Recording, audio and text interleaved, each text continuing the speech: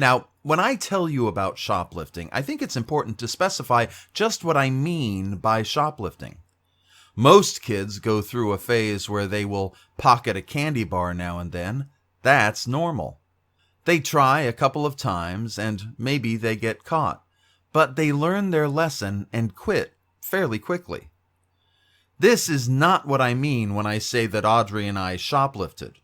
When I talk about the kind of shoplifting Audrey and I accomplished, you should understand that I am talking about a form of art.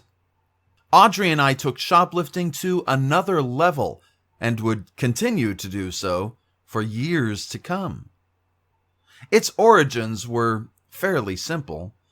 We were hungry. My mom was doing everything she could, but come on, there were 3 of us. And we were all entering that age when children become human eating machines. In the summer of 1975, Keith was nearly 14, Audrey was 12, and I was turning 10. Adolescence is a cruel mistress, and she was taking all of my mom's children and turning them into monsters.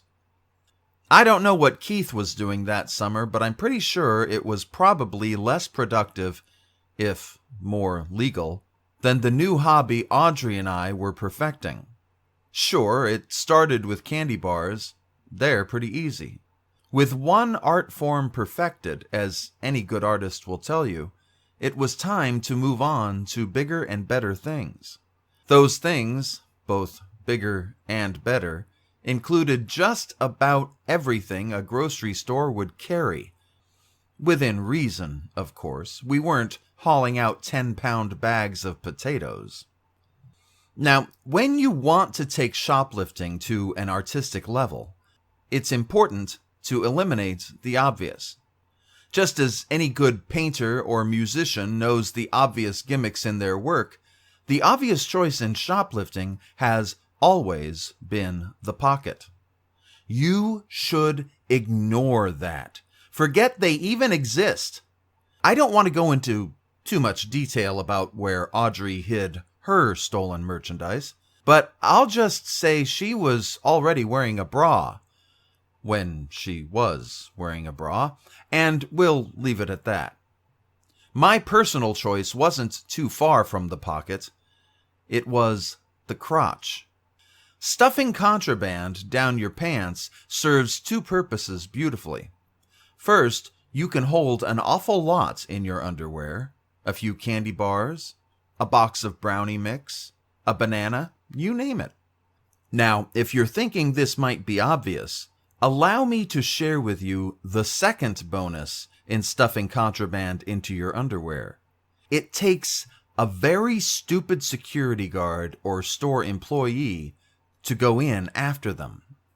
It doesn't take very long to yell, "Child molester!" And I can tell you honestly, I never had to yell it even once.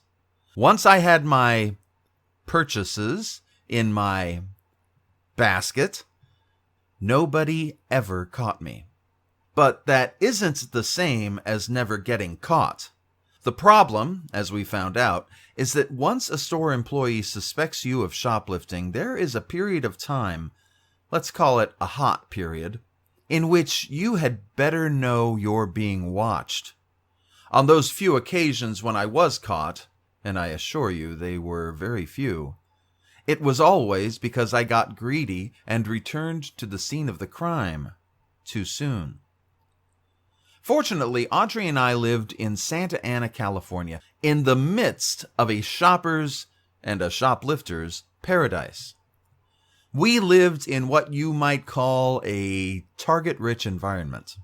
Within just a few short blocks, we had Greenville Market on Greenville Street, Stater Brothers on Fairview and Edinger, TG&Y on Fairview and Edinger, a liquor store just up Edinger, Kmart on Bristol and Edinger, Thrifty Drug Store on Bristol and Edinger, Thrifty Mart, also on Bristol and Edinger, Alpha Beta on Bristol and Warner, and 7-Eleven on Warner.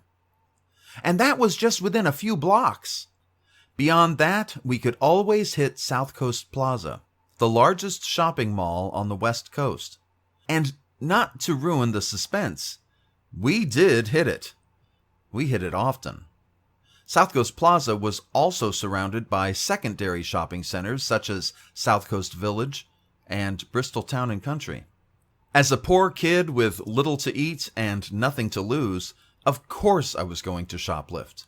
Besides, when I was caught, it wasn't too hard to play the poor dopes who caught me.